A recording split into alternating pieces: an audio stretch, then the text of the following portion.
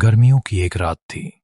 राजस्थान के बड़गांव में हवाएं थम चुकी थीं और आसमान में तारे भी जैसे सहमे हुए थे। गांव की सबसे पुरानी हवेली में एक दीपक जलता था, पीतल का, भारी और रहस्यमयी। कहते हैं जब तक वो दीपक जलता है गांव सुरक्षित रहता है। लेकिन उस रात हवेली की देखभाल करने वाली विधवा कमला ने देखा दीपक बुझ चुका था। कमला की आंखों में डर नहीं था, बल्कि एक अजीब सी शांति थी। उसने दरवाजे बंद किए और चुपचाप बैठ गई। लेकिन गांव में हलचल शुरू हो चुकी थी। बच्चों की नींद में चीखें, जानवरों का गायब होना और हवेली के पास से आती एक सड़ी हुई गंध, सब कुछ बदल रहा था। कमला का बेटा विवेक, जो शहर से लौटा था, इन घटनाओं को तर्क से समझने की कोशिश करता है। उसकी बहन राधा कहती है, दीपक बुझना कोई सामान्य बात नहीं है, माँ कुछ छुपा रही है। विवेक दीपक को दोबारा जलाने की कोशिश करता है, लेकिन तेल सूख चुका था। कमला बताती है, इस दीपक में सामान्य तेल नहीं, बल्कि शांति की राख डाली जाती है।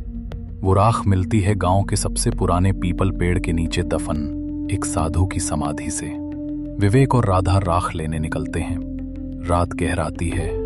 समाधि के पास पहुंचते ही उन्हें एक वृद्ध साधु दिखाई देता है। वो कहता है, दीपक को जलाना अब संभव नहीं। जिसने इसे बुझाया है वो अब गांव का रक्षक नहीं, भक्षक बन चुका है। राधा कांप जाती है। वो कहती है, दीपक खुद नहीं बुझा, माँ ने उसे बुझाया है। लेकिन माँ अब कमला नहीं रही। घर लौटने पर कमला की आंखें लाल थीं। उसकी आवाज बदल चुकी थी। वो कहती है, दीपक तो सिर्फ एक प्रतीक था, असली रक्षक मैं थी। लेकिन अब मैं थक चुकी हूँ। अब इस गांव को उसकी असली सजा मिलेगी। हवेली की दीवारें बंद हो जाती हैं। कमला हवा में उड़ती है। उसकी हंसी हवेली की दीवारों से टकरा रही थी।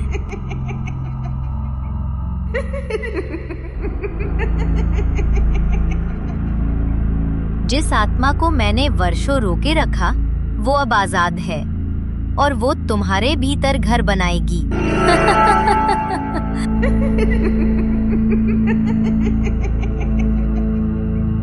विवेक और राधा भागने की कोशिश करते हैं, लेकिन हवेली उन्हें निगलने को तैयार थी। तभी राधा एक मंत्र पढ़ती है जो उसे दादी ने सिखाया था। हवेली कांपती है, कमला चीखती है और एक तेज रोशनी में सब कुछ शांत हो जाता है। अगली सुबह गांव शांत था। हवेली खुली थी।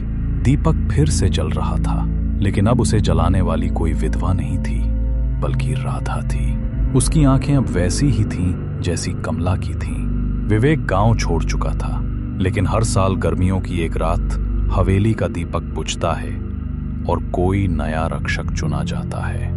गांव सुरक्षित रहता है, लेकिन उस सुरक्षा की कीमत कोई एक इंसान चुकाता है, अपनी आत्मा से।